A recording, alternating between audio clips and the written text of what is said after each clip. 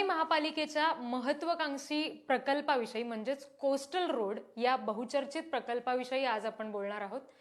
प्रकल्पाचं कोस्टल रोडचं काम हे 17% पूर्ण झालेलं आहे। या प्रकल्पात मलबार हिल टेकडी, गिरगाव चौपाटी या खालून समांतर असे 2 भुयारी मार्ग तयार करण्यात येणार आहेत। त्यासाठी चीनहून बोगदा खणणारं यंत्र सुद्धा आणण्यात आलं आहे आणि या यंत्राचं नामकरण मावळा असं करण्यात आलेलं आहे। या प्रकल्पाच्या कामाला आता वेग आलेला असून जमिनीखाली हे यंत्र उतरवल्यानंतर 7 जानेवारी पासून प्रियदर्शनी पार्क ते गिरगाव चौपाटी पर्यंतच्या बोगदा खणण्याच्या कामाला सुरुवात होणार आहे। कोस्टल रोड प्रकल्पासाठी 12,721 कोटींचा खर्च अपेक्षित आहे। त्यापैकी आतापर्यंत 1,281 कोटी रुपये खर्च करण्यात आलेले आहेत। मात्र न्यायालयीन प्रकरण आणि कोरोनामुळे झालेला लॉकडाऊन यामुळे हा प्रकल्प पूर्ण होण्याची मुदत काहीशी पुढे गेली। पण हा प्रकल्प आता जुलै 2023 पर्यंत पूर्ण करण्याचं लक्ष्य मुंबई महापालिकेने ठेवलेलं आहे। प्रिन्सेस स्ट्रीट उड्डाणपूल ते वांद्रे वरळी सीलिंगच्या दक्षिण टोकापर्यंत कोस्टल रोड तयार केला जाणार आहे। या मार्गाची लांबी 10.58 किलोमीटर असणार आहे। ऑक्टोबर 2018 मध्ये सुरू झालेल्या या प्रकल्पाचं काम खरं तर 2022 मध्ये पूर्ण होणार होतं। मात्र जुलै 2019 मध्ये उच्च न्यायालयानं या कामाला स्थगिती दिल्यामुळे 7 महिने प्रकल्पाचं काम थांबवण्यात आलं होतं। यानंतर लॉकडाऊनमुळे हे काम रखडलं होतं, पण गेल्या 2 महिन्यांपासून या कामाने पुन्हा एकदा वेग घेतलाय। या प्रकल्पासाठी मोठ्या प्रमाणावर समुद्रात भराव टाकून जमीन तयार केली जाते। तब्बल 175 एकर म्हणजे 70.82 हेक्टर जमीन आतापर्यंत भराव घालून तयार केलेली आहे आणि आता 102 एकर आणखी भराव टाकला जाणार आहे आणि जमीन तयार केली जाणार आहे। प्रियदर्शनी पार्क ते गिरगाव चौपाटीपर्यंत 2.7 किलोमीटर लांबीचे 2 बोगदे तयार केले जाणार आहेत।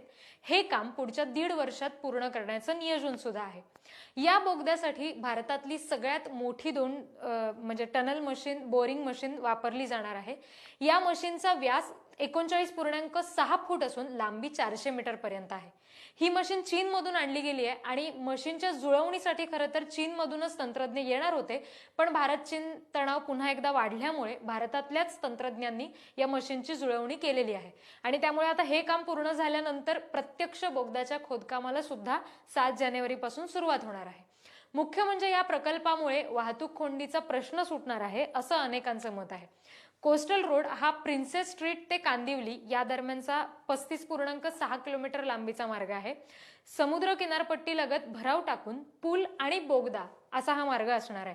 कोस्टल रोडमुळे प्रवासाच्या वेळेत 70% बचत होणार आहे आणि 34% इंधनाची सुद्धा बचत होणार आहे। या मार्गामुळे मुंबई शहरातून पश्चिम उपनगरांमध्ये जाणाऱ्या रस्त्यावरचा सुद्धा वाहतूक कोंडीचा प्रश्न सुटणार आहे असं म्हणणं आहे।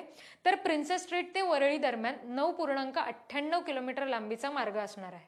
तसंच तिथे पार्किंगची सोय असणार आहे। त्याच्या बांधकामासाठी 4 दशलक्ष मेट्रिक टनचं मटेरियल सुद्धा वापरण्यात येणार आहे। हा माल आणण्यासाठी 2 मोठ्या जेटी उभारल्या जाणार आहेत। या मार्गामुळे 26,000 कोटी रुपयांची 90 हेक्टर जमीन खुली होणार आहे। पण या प्रकल्पाला मुंबईचे मूळ नागरिक असणारे कोळी बांधव मात्र विरोध करताना दिसतात।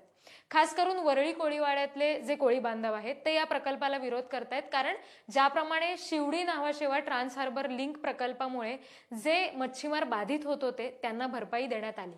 त्यामुळे कोस्टल रोड प्रकल्पामुळे जे उपजीविकेचं साधन आहे त्या मासेमारी व्यवसायावर टाच येत असल्यामुळे ती नुकसान भरपाई आम्हाला द्यावी असे हे कोळी बांधव मागणी करताना दिसत आहेत। त्यामुळे आता मुंबईतल्या या वाहतूक कोंडीसारख्या प्रदीर्घ काल चालत आलेल्या आणि पारंपरिक प्रश्नावर कोस्टल रोड हा नवा पर्याय ठरून मुंबईकरांसाठी वरदान ठरेल का?